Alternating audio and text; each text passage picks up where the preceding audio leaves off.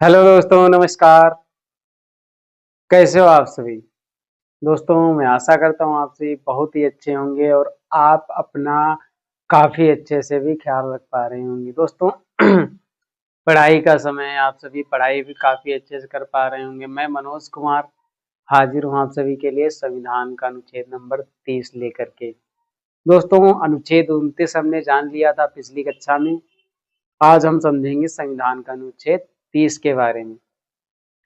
दोस्तों, अनुच्छेद 29 और 30 में शिक्षा एवं संस्कृति की बात की गई थी। उसी से संबंधित अनुच्छेद 30 के बारे में आज हम जानेंगे। तो दोस्तों, आइए जानते हैं अनुच्छेद 30 के बारे में। अनुच्छेद 30।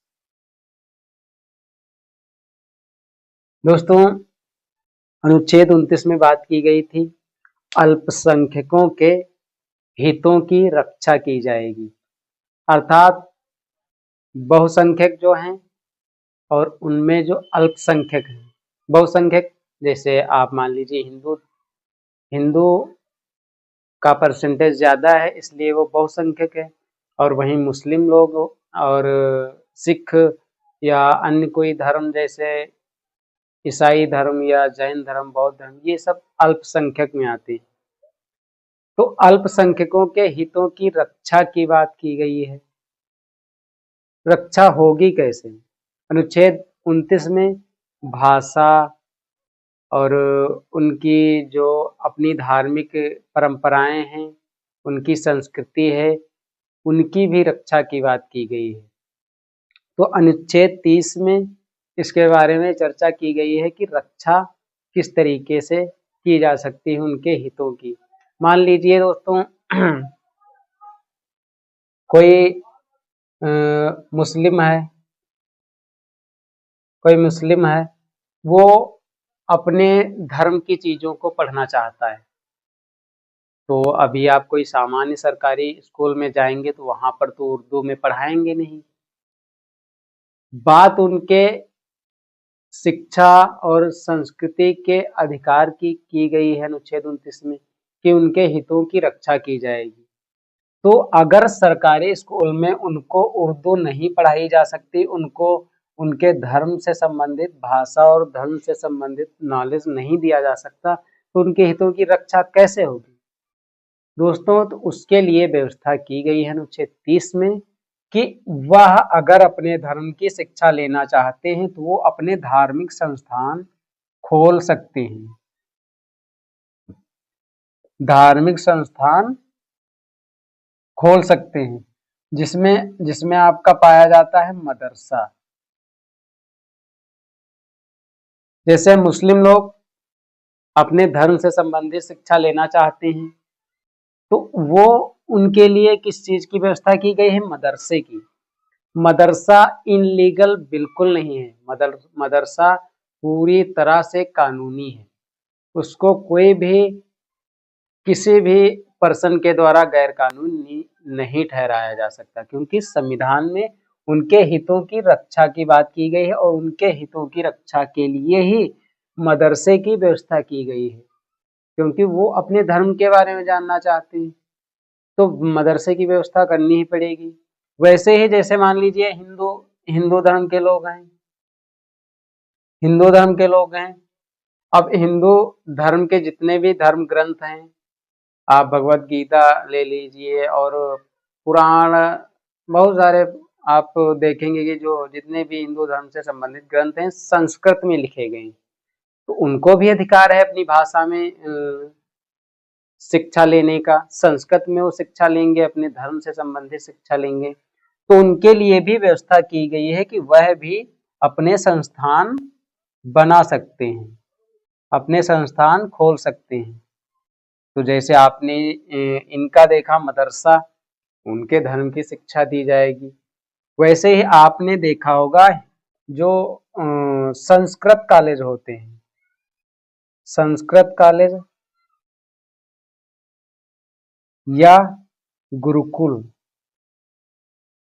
गुरुकुल इनमें हिंदू धर्म से संबंधित शिक्षा दी जाती है और अपनी परंपरा के अनुसार, अपनी संस्कृति और कल्चर के अनुसार इसमें शिक्षा दी जाती है। अर्थात सभी को अपने अनुसार, अपने धर्म, अपनी परंपरा के अनुसार शिक्षा प्राप्त करने का अधिकार है और उस अधिकार के तहत वो अपने शिक्षण संस्थान खोल सकते हैं। अल्पसंख्यक अपने शिक्षण संस्थान खोल सकते हैं।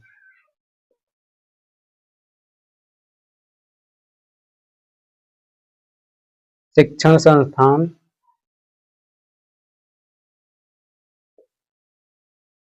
खोल सकते हैं।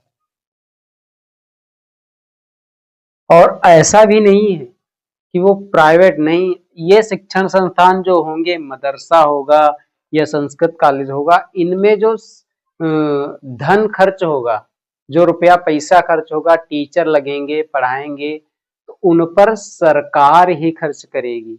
ऐसा नहीं कि वो कोई निजी व्यक्ति अपना कॉलेज खोल लिया और उसमें अपना धन खर्च कर, नहीं, इनमें सरकार खर्च करेगी।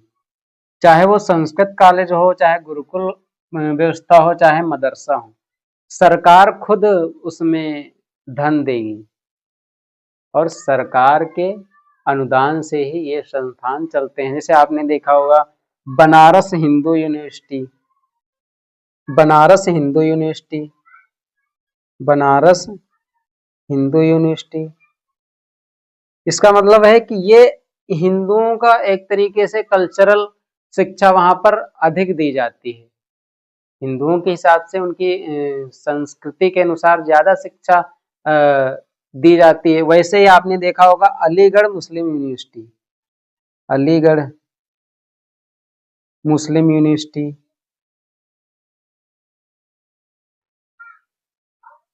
अलीगढ़ मुस्लिम यूनिवर्सिटी के बारे में आप लोगों ने सुना होगा। ये तो अल्पसंख्यक संस्थान का दर्जा प्राप्त यूनिवर्सिटी है। तो इसमें क्या है, इसमें मुस्लिम समुदाय के लोगों का ज्यादा हित ध्यान रखा जाता है या उनके कल्चर की ज्यादा शिक्षा दी जाती है। ऐसा नहीं है कि अलीगढ़ मुस्लिम यूनिवर्सिटी में कोई हिंदू चला जाए तो उसमें एडमिशन नहीं हो, सबको समान अवसर दिया जाएगा। आप भी जाकर के पढ़ सकते हैं। बस क्या है, वहां पर इस्लामिक कल्चर के अनुसार ज्यादा चीजें बताई जाती हैं। तो जैसे आप हिंदू यूनिवर्सिटी में हिंदू कल्चर के अनुसार कुछ चीजें बताई जाती है, जैसे मुस्लिम समुदाय के लिए ये अलीगढ़ मुस्लिम यूनिवर्सिटी में उनके कल्चर के अनुसार बातें बताई जाती हैं। ये दोस्तों उनके हितों की रक्षा के लिए ऐसी व्यवस्था की गई है कि हर धर्म के लोग अपने अनुसार शिक्षा ले सकें। तो दोस्तों अनुच्छेद 30 में इसी बात पर चर्चा की गई है कि अल्पसंख्यकों के हितों की रक्षा की जाएगी, चाहे उनके लिए शिक्षण संस्थान ही क्यों ना खोलना पड़े। दोस्तों अनुच्छेद 30 हमने बहुत अच्छे से जान लिया है। अगले दिन मैं लेके आऊंगा संविधान का अनुच्छेद नंबर 31। आज के लिए दोस्तों इतना ही रखेंगे। वीडियो के बारे में दोस्तों आप जरूर बताना अपनी राय, कैसा लगा। अच्छा लगे तो वीडियो को लाइक कर देना, चैनल को भी सब्सक्राइब कर देना। थैंक यू दोस्तों, जय हिंद।